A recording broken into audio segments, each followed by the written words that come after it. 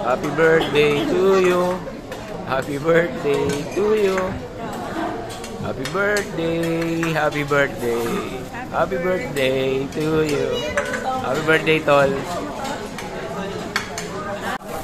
Kaya pala ganito yung pwesto namin. Papanoorin namin si Chef kung paano magluto. Magluluto pala siya ng fried rice. Kaya sige, bibigyan ka namin. Papanoorin ka namin magluto habang kami tinataka mo. Matagal pa ba yan, Chef? Medyo naiinip na yung mga bata. So ayun na nga, nilagyan na nga niya ng itlog yung kanina pa niya ulo. Ginigisa.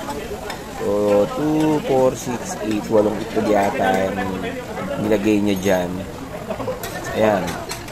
Sama-sama lang niya yung mga itlog-itlog na yan dyan. Tsaka niya gigisahin ulit. Hintay kong ilagay yung kanin eh. Yun, ilagay na rin yung kanin. Sabihin, malapit na to.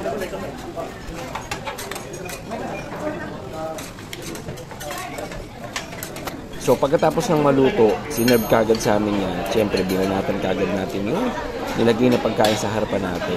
Iba naman pagkain na sinerve sa amin is luto na. Hindi naman na niluto dun sa harapan namin. Kaya, binanatan na namin kagad dahil nagutom talaga kami. Tinakam niya kami habang nagluluto siya. So, ito yung simpleng birthday celebration ni Utol. Alam niyo na birthday niya. Kaya, kompleto kami dapat.